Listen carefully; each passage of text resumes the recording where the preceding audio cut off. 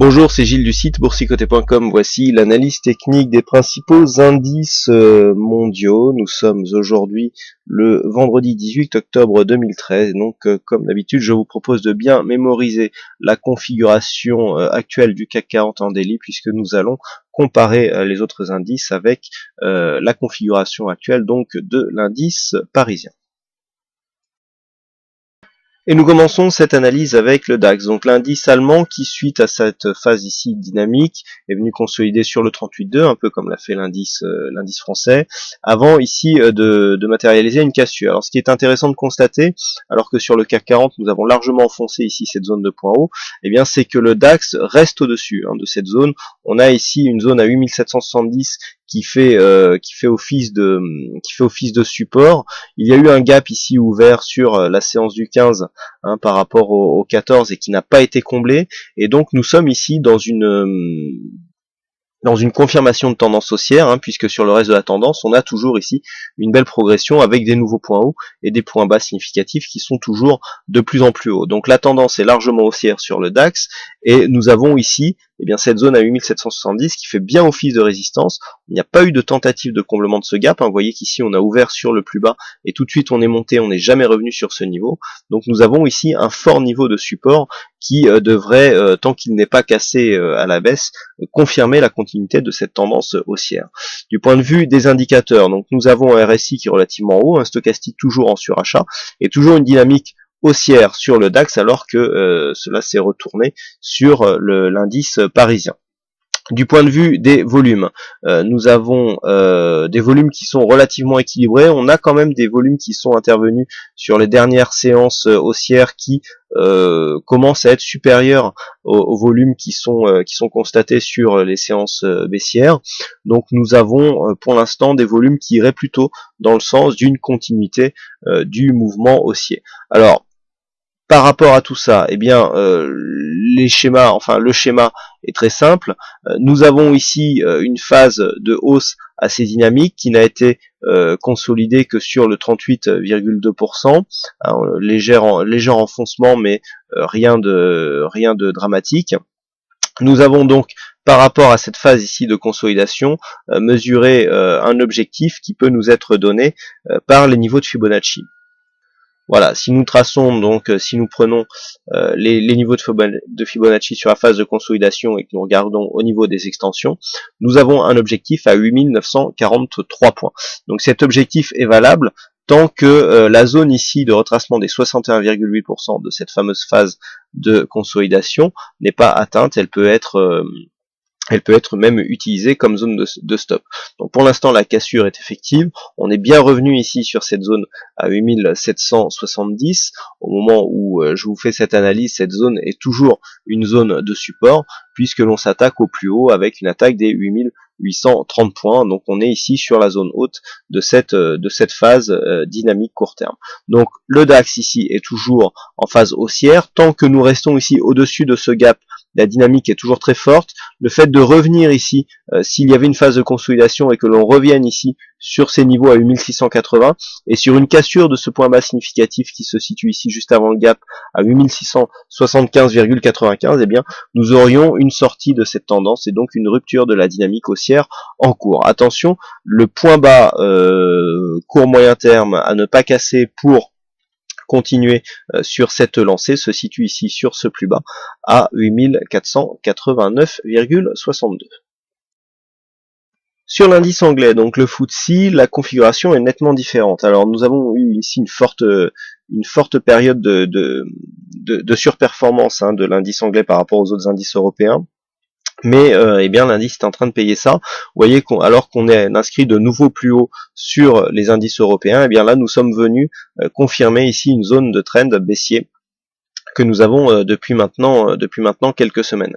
Alors sur cette phase, ce que nous pouvons voir, c'est que la dynamique ici a été assez bonne, mais que l'on est en train ici de ralentir au niveau justement de cette zone de résistance. Alors ce que nous disent les indicateurs, c'est que nous sommes relativement neutres du point de vue du RSI, le stochastique est en surachat, alors que nous sommes en contact ici avec une résistance baissière, donc il y a peu de chances que la dynamique permette ici une cassure haussière de cette résistance, même si le MACD lui est toujours en dynamique. Donc sur cette configuration, il semblerait que cette zone de résistance ici soit encore prompte à provoquer un retournement ici sur cette zone de point haut. A priori, on est dans une tendance qui peut encore durer. Alors sur une phase ici de consolidation court terme, on pourra avoir ici une cassure, mais même s'il y avait une cassure, il faudrait de toute façon repasser au-dessus de cette zone de point haut qui se trouve à 6659 points pour confirmer un changement de tendance, puisque nous sommes ici dans une tendance baissière et que même si nous avons une sortie de dynamique ici, il faut absolument casser le récent point haut significatif pour espérer inverser le sens de la tendance. Donc pour l'instant, le FTSE se situe toujours dans son trend baissier, donc dans une tendance court terme, court moyen terme on va dire, et dans un possible retournement. Ça fait déjà quelques semaines que je vous ai parlé ici de cette configuration, où nous avons ici une phase de hausse, ici une figure qui ressemble mais qui n'est pas validable comme telle à un diamant. Vous voyez, avec cette zone ici d'élargissement et puis cette zone de rétrécissement, il semblerait que nous soyons en train de casser ce pattern par le bas. Sur une cassure ici de cette zone de support en vert épais, eh bien il y aurait des chances que nous assistions à une accélération de la baisse qui serait validée par une cassure ici de cette zone des 6020 points. Nous passons maintenant aux indices américains en commençant par le S&P 500. Donc le S&P 500 qui vient tout juste ici de casser son dernier point haut, puisque nous avions un point haut ici qui datait de mi-septembre de cette année, mi-septembre 2013. Nous venons tout juste de casser ce niveau. Alors c'est là que nous pouvons constater effectivement qu'il y a une décorrélation actuellement entre les indices européens et les indices américains, au profit bien sûr des indices européens, puisque certains gérants parlent de réallocation d'actifs qui étaient basés donc sur les indices américains qui reviennent en Europe, donc c'est ce qui peut expliquer cette différence. Quoi qu'il en soit, le S&P 500 reste toujours sur un biais haussier. On a marqué un point bas qui a marqué une rupture ici sur cette zone de support, zone de support moyen long terme, puisque nous avons ici une belle tendance à la hausse qui s'inscrit de cette manière. Cette zone de support est ici bien visible, nous avons eu une petite attaque, mais les cours sont revenus casser leur récent point haut. Donc du point de vue de la dynamique, la tendance est toujours intacte, on vient casser ici de nouveau plus haut. Du point de vue des indicateurs, nous avons quand même un surachat qui est déjà présent sur le stochastique, qui n'est pas encore présent sur le RSI et sur le MACD. Donc du point de vue des volumes, on est plutôt ici sur une prédominance des volumes lors des séances de hausse. Donc actuellement, nous sommes pour l'instant dans ce qui semble être une continuité de tendance haussière. Alors quoi? Par contre, au niveau de la dynamique, on est en train de perdre un petit peu cette dynamique. Alors j'en veux pour preuve ici cette cassure. Même s'il y a eu ici un beau pattern de retournement sur le S&P 500 avec cette forte bougie rouge, une étoile ici et une remontée. On revient ici, mais on a du mal à venir s'inscrire ici sur cette zone de résistance. Alors attention, si l'on s'éloigne un petit peu, ce que l'on peut remarquer, c'est que nous avons donc une volatilité à l'intérieur de cette zone qui est en train de se réduire, et que nous avons eu ici une cassure, donc une fragilisation de ce support qui pourrait déboucher sur une formation ici en biseau, sur une prochaine cassure donc de cette zone de support ici en vert. Donc ça sera un petit peu l'objectif de ces prochaines journées, de surveiller ici cette zone de support. Donc vous pouvez facilement le reproduire sur vos graphes, puisque les points bas sont relativement bien alignés, en validant bien sûr le dernier contact comme une fausse sortie, puisque les cours ici ont réintégré. Mais tant qu'on ne revient pas ici marquer un point de contact sur cette zone, ou même une zone s'en approchant, eh bien nous ne pourrons pas valider ici une continuité du mouvement. Donc surveillez ici que eh bien la dynamique arrive bien à marquer un contact sur cette zone ici, donc au-delà de 1740, et sur un retour ici vers une zone 1700, eh bien surveillez cette zone de cassure. Donc on aurait ici une séquence cassure ici des 1700, validée par la cassure du récent point bas significatif qui se situe à 1646, nous donnerait donc une sortie, un signal de sortie de ce biseau, et sur cette figure, eh bien, on aurait deux objectifs. Un premier objectif ici à 1563, donc là ça dénote quand même une forte baisse, et ensuite on retraçait les retracements de Fibonacci donc sur cette tendance moyen-long terme pour essayer un petit peu de trouver des zones de retracement possibles. Mais donc pour l'instant, eh bien ça sera cette zone ici à 1700, entre 1690 et 1700 qu'il faudra surveiller, et dans le cas d'une continuité haussière, eh bien voir si le S&P arrive à marquer des contacts hauts sur cette zone de résistance. Sur le Nasdaq, par contre, la tendance est toujours aussi dynamique. Alors là, on est sur un trend qui dure maintenant depuis quelques temps. On a commencé ici à évoluer dans un trend ici. Vous voyez, on avait ici quelque chose de plus volatile. Et puis, on s'est inscrit ici dans un trend qui est très régulier. On est vraiment rentré dans cette zone. Alors au début, nous avions une résistance ici qui jouait sur le haut du trend. Et puis, on a eu une accélération ici. Dans le courant du mois de mai, on est venu marquer ici de nouveau plus haut.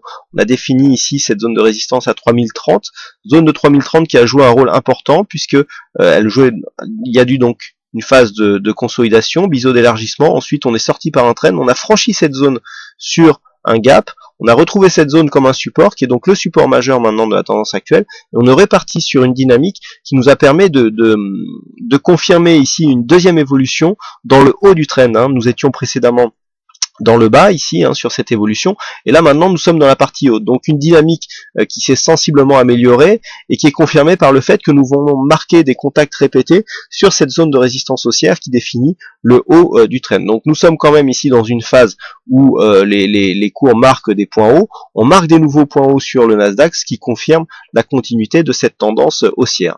Du point de vue des indicateurs, le surachat n'est pas encore trop marqué, on a un stochastique suracheté mais un RSI qui tarde à monter ici dans cette zone de surachat, une dynamique toujours présente du point de vue du MACD, et des volumes qui sont assez équilibrés. Autant sur S&P 500 on avait des volumes sur les séances haussières qui étaient un peu plus forts que ce que nous avons sur les séances baissières, autant vous voyez là sur ce graphe de volume, eh bien nous avons des volumes qui sont quand même plus forts sur les tendances, sur les séances baissières, pardon. Donc attention ici à un retournement, ça fait un petit moment qu'on est dans ce trend. Bon, les zones d'alerte sont du coup assez éloignées, on aurait une première zone d'alerte ici sur une cassure de ce point bas significatif qui se situe à 3117, mais le fait de redescendre ici d'un étage par un franchissement prolongé de cette zone en pointillé, eh bien ne ferait que nous rapprocher ici du trend global et donc du bas de cette zone de trend global. Donc là on a a priori du temps devant nous avant d'en arriver à un possible test de cette zone de support, mais il y aurait une petite alerte voilà sur cette zone. Une phase de consolidation donc pourrait très bien revenir confirmer ici. Nous avons une zone de résistance qui s'est transformée en support. Cette zone a déjà été confirmée, mais elle est au-dessus du récent point bas significatif. Sur une consolidation ici, le premier point à confirmer sera un contact sur cette zone des 3248 points, donc par rapport à une possible phase de consolidation. Mais quoi qu'il en soit, le Nasdaq reste dans un trend haussier bien confirmé. Et enfin, nous terminons avec le Nikkei, donc l'indice japonais qui, suite à cette forte phase de hausse ici, eh bien connaît une phase de stabilisation, en phase de stabilisation que l'on retrouve aussi dans l'évolution du dollar yen, où nous avons eu une forte hausse et puis finalement bien une tendance qui est en train de devenir neutre. Alors là, on est toujours sur un biais légèrement haussier. Légèrement haussier surtout au niveau des points bas. Nous avons ici, depuis la sortie de cette dynamique ici, qui a porté l'indice ici dans une phase très très forte, avec une sortie ici par le haut qui a traduit une phase d'exagération qui s'est tout de suite traduit par une cassure en fait par le bas. On a une phase d'exagération et du coup sortie de la tendance. Depuis que nous avons eu ici cette séquence, eh bien la dynamique est beaucoup plus faible. On a tracé un support ici sur les récents sur les points bas significatifs. On est légèrement haussier, mais du point de vue des points hauts, par contre, on est capé ici par une zone des 14 800 points qui nous donne ici une grosse zone de résistance. Donc pour l'instant les cours ici oscillent dans cette zone. Par rapport à la précédente phase de hausse, nous avons eu ici un retracement qui est venu légèrement attaquer le 61,8%, donc on n'est pas sur une grosse dynamique haussière. Les cours ont du mal ici à venir rejoindre une zone de point haut, donc pour l'instant on est vraiment dans une continuité. Du point de vue des indicateurs, voilà, on est relativement neutre, hein. Vous voyez le RSI qui ne rentre plus ni en surachat ni en survente. Le stochastique nous donne quelques oscillations, mais les signaux, voilà, sont pour l'instant toujours sur une continuité haussière. On n'a pas de réelle tendance de fond, et le MACD donc continue à souligner le mouvement court terme. Pour l'instant, donc, on arrive sur une zone où la dynamique est toujours bonne, mais on commence à avoir des bougies rouges ici. Le test se fera vraiment ici sur cette zone des 14 820 points. Sur une cassure, alors effectivement, on pourrait retrouver un petit peu de dynamique et venir marquer des nouveaux plus hauts. Donc on a ici 14 820, on a ici un second point haut qui se trouve à 14 970, mais clairement ici le gros signal de continuité haussière se ferait sur une cassure de cette zone des 15 943 qui paraît pour l'instant inatteignable. Donc à la hausse on surveillera une possible cassure des 14 800, par contre à la baisse, eh bien c'est cette zone de support ici en noir qui fera office de, je dirais, de point de retournement, puisqu'une cassure de cette zone de support nous donnerait un signal de consolidation moyen-long terme. Donc là, il y aurait des zones de retracement à tracer. Dans la continuité des premières zones de retracement que nous avions mis ici, nous avions vu d'ailleurs que nous n'avions pas atteint le niveau des 50%. Donc le fond de tendance reste toujours haussier, mais si on venait casser ici cette zone de support, eh bien on pourrait avoir un retournement majeur des tendances moyen et long terme. Voilà donc ce que nous pouvons dire sur l'analyse de ces principaux indices mondiaux. Il ne me reste plus qu'à vous souhaiter à toutes et à tous une bonne séance, bonne chance dans vos prochains trades. On se retrouve donc dès ce soir pour toutes les autres analyses techniques sur le site boursicoté.com. Bonne séance à tous.